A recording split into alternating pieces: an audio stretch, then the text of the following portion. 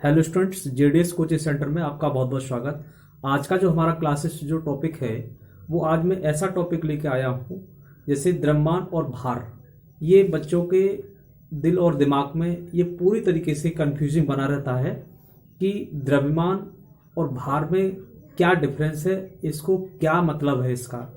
तो मैं आपको सीधी सी बात बता दूं बहुत सरल शब्दों में कि हम सभी जितने भी जीव जंतु या वस्तु, यानी वस्तु को ही हम पिंड कहते हैं फिजिक्स की भाषा में। अगर कोई भी पिंड किस इस पृथ्वी पर उपस्थित है या रखा हुआ है तो आप समझिए कि उस पिंड पर यानी पृथ्वी के द्वारा यानी जमीन के द्वारा उस पर एक आकर्षण बल लगता है और एक आकर्षण बल लगने से ही वह वस्तु पृथ्वी की ओर आकर्षित रहती है। इसका मतलब यह है कि अगर मान लो हमने कोई भी पिंड को कहीं ऊपर से छोड़ दे तो कोई वस्तु, जैसे ये मार्कर है मेरे हाथ में, अगर इसको हम कहीं ऊपर से इस तरह से छोड़ेंगे तो वैसे इस मार्कर के लिए चारों दिशाएं खुली हुई है, यानी लेफ्ट और राइट, यानी ऊपर और नीचे।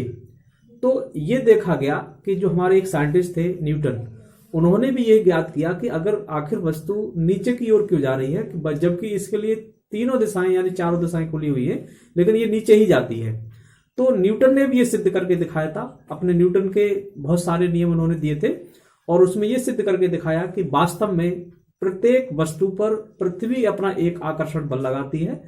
उस आकर्षण बल के कारण ही वस्तु हमारी ऊपर से पृथ्वी की ओर आकर्षित रहती है। तो हम भार की बात करें, भार में देखा जाए तो मान लीजिए किसी भी वस्तु का परिमाण, यानी वस्तु का परिमाण का मतलब से है यहाँ पर एक तरीके से वजन, और ये पृथ्वी के द्वारा जो उस पर आकर्षण बल लग रहा है तो उसमें परिमाण और दिशा दोनों ही हैं, मतलब परिमाण और दिशा दोनों ही उसके अंदर लग रही हैं।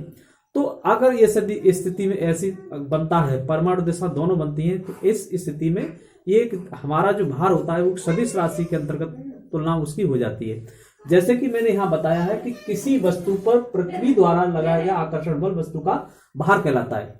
तो हम ये कहते हैं कि जो भार है वो प्रत्येक स्थान पर गुरुत्वाकर्षण के कारण प्रत्येक स्थान पर अलग अलग पाया जाता है। ये ऐसा नहीं कि मतलब हमारी इस पर कुछ और हो और हम अगर जैसे पहाड़ों पर अगर जाते हैं तो वस्तु का भार में डिफरेंस हो जाता है, वहां पर वस्तुएं भारहीन हो जाती हैं।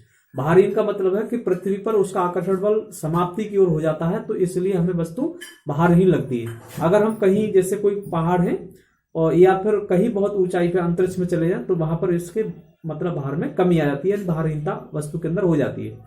लेकिन उसी तरीके से हम जैसे कहा गया है कि वस्तु का भार कहलाता है ये एक सदिश राशि पृथ्वी के केंद्र की ओर होती है, क्योंकि इसमें दिशा परिमाण दोनों होते हैं, अतः एक सदिश राशि है। इसका मात्रक, यानी मात्रक, इसको न्यूटन क्यों बोला गया, क्योंकि साइंटिस्ट थे हमारे एक वैज्ञानिक न्यूटन थे, उन्होंने सिद्ध करके दिखाया था कि प्रत्येक पिंड पर प्रत्येक वस्तु पर पृथ्वी एक आकर्षण बल लगाती है, और उन्हीं वैज्ञानिकों ने इसका नामकरण न्यूटन इसका मात्रक रख दिया गया बाद से। हालांकि इसका किलोग्राम, यानी किलोग्राम वस्तु का जो भार होता है किलोग्राम भी हम कह सकते हैं इसका।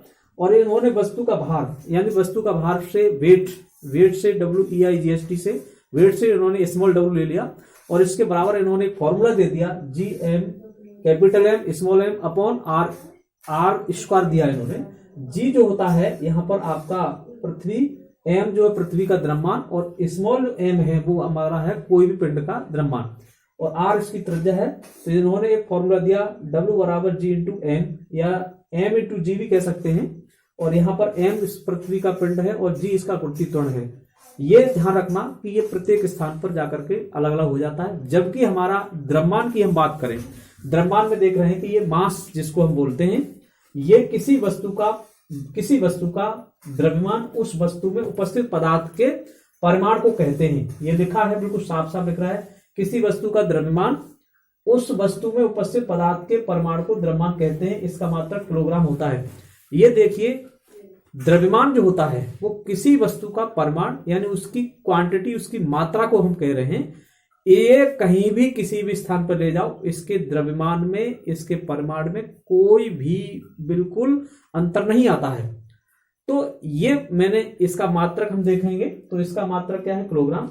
इसका मान प्रत्येक स्थान पर कैसा रहता है, सेम रहता है, जबकि भार जो होता है अलग अलग स्थानों पर उसके गुरुत्वाकर्षण मान में डिफरेंस आने के कारण वो अलग अलग हो जाता है।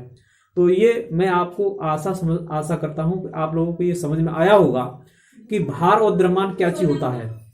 भार सीधी सी समझो कि किसी भी पिंड पर वस्तु के द्वारा जितना आकर्षण लगता है वह उसका भार कहलाता है। और भार बराबर हमने W स्मॉल से प्रदर्शित किया है, तो स्मॉल w बराबर होता है m इंटू जी। ये g का मान होता है 9.8 है ना, और m बराबर 1 लिख दें तो 1 किलोग्राम में उसका जो भार निकलता है वो 9.8 मीटर निकलता है। तो इस मतलब जो है न्यूटन, हम इसकी इकाई होती है न्यूटन, तो न्यूटन लगा सकते हैं। और ये देखा जाए कि ये जो होता है मास, द्रव्यमान, ये कहीं भी किसी जगह ले जाए किसी वस्तु को, उसके वजन में कोई डिफरेंस नहीं आएगा। द्रव्यमान का मतलब वजन भी होता है। तो जो बच्चे इस वीडियो को देख रहे हैं या देखें, जो भी देखते हैं, इनको अन्य बच्चों को शेयर करने भी का कार्य करें कि जिससे कि अन्य बच्चों का भी लाभ हो। मैं ऐसे वीडियो लाता हूं जिससे कि बच्चों को इसके कंफ्यूजिंग बने रहते हैं, तो उन कंफ्यूजन को दूर करने के लिए मैं यहाँ उपस्थित रहता हूं। तो अन्य बच्चों को शेयर करने का भी कार्य करें।